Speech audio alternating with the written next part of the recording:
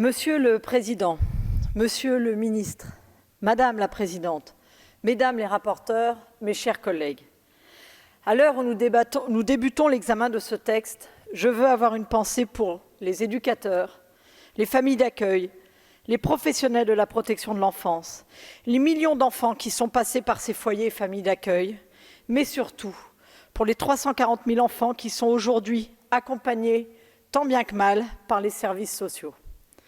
Ce projet de loi attendu de longue date constitue la seule et unique opportunité de légiférer sur la protection de l'enfance au cours de cette législature. Cela nous oblige en termes d'efficacité et de méthode.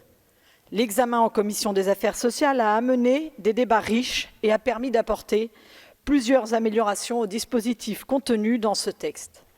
Il appartiendra à la représentation nationale que nous formons de poursuivre cette amélioration au cours de la discussion qui s'engage en cette fin de soirée. En juillet 2019, je rendais avec mon collègue Alain Ramadier un rapport sur l'aide sociale à l'enfance qui formulait 19 recommandations.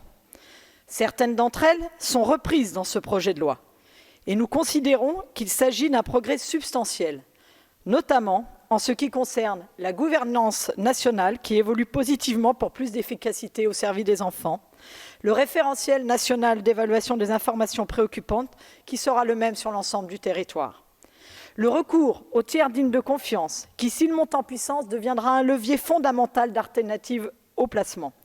Si ce dispositif existe déjà, il n'est malheureusement pas assez utilisé par les magistrats. Car il reste une idée contre laquelle nous devons tous lutter.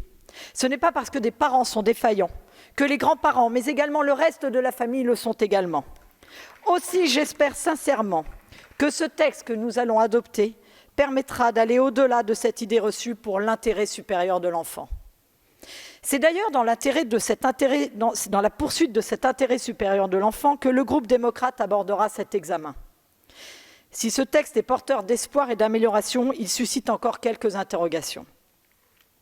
Au-delà de la nécessaire réforme de la gouvernance nationale, c'est sur le plan local que les actions doivent être engagées et que les initiatives doivent être prises. Si la loi de 2016 a mis en œuvre les observatoires départementaux de la protection de l'enfance, il faut se rendre à l'évidence, ceux-ci ne sont pas installés sur l'ensemble du territoire, hélas. Ainsi, Monsieur le Ministre, il nous semble impératif de saisir l'opportunité de cette séance publique pour faire progresser la gouvernance locale en la rendant plus rythmée, plus ouverte, mais également plus efficace et réceptive aux expérimentations. Il s'agit ainsi de répondre à toutes les situations.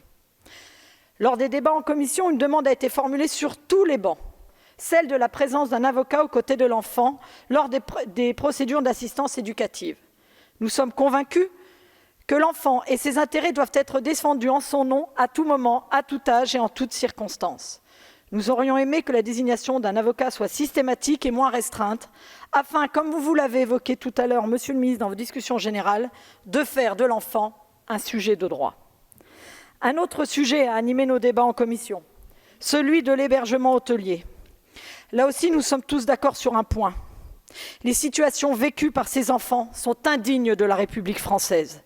Jamais, jamais les pouvoirs publics n'auraient dû recourir à cette pratique qui a été trop longtemps tolérée sans que quiconque s'en préoccupe. Si le texte impose des garanties quant au recours à cette pratique, il faudra encore les renforcer, les cadrer et surtout, in fine, trouver des alternatives durables et sécurisées à ce qui constitue une honte pour notre nation. Enfin, Monsieur le Ministre, un autre sujet nous interpelle encore, celui des taux d'encadrement. Aujourd'hui, la loi ou le règlement définit un nombre minimal d'adultes devant encadrer nos enfants, que ce soit en matière de scoutisme, de sport, de camps de vacances ou même de sorties scolaires. Pourtant, lorsque la République doit assurer la charge et la protection des enfants qui lui sont confiés, il n'en est rien. Accordons-nous sur ce fait, ce n'est pas acceptable, Monsieur le Ministre. Nous attendons donc avec impatience la publication du décret qui doit être pris depuis 2007, avec impatience, car comme le Conseil d'État nous l'a dit, c'est du domaine réglementaire. Cette politique de la protection de l'enfance a un coût, 8,4 milliards d'euros pour 330 000 enfants. Malgré cette somme, nous constatons qu'un SDF de moins de 25 ans sur 4 né en France est un ancien enfant de l'ASE. Nous pouvons faire mieux et surtout, nous devons faire mieux. Briser cette inégalité de destin qui doit être notre unique objectif. Mes chers collègues, nous devons exiger de meilleurs résultats. Nous devons exiger que les départements accompagnent mieux ces jeunes. Nous devons exiger que la justice, l'éducation nationale et la santé travaillent en meilleure intelligence avec les services sociaux. Nous devons exiger que l'État ne se détourne pas de sa mission sur ce sujet. Nous ne devons pas considérer comme acceptable qu'une jeune fille sortant de l'ASE à 18 ans sans ressources se voit conseiller de tomber enceinte pour être accompagnée. Je finirai par une citation de Ronsard. « La jeunesse s'enfuit sans jamais revenir. » Mes chers collègues, cette jeunesse, pour celles et ceux dont nous avons la charge, nous nous devons de leur offrir. Ce serait la fierté de la République. Je vous remercie.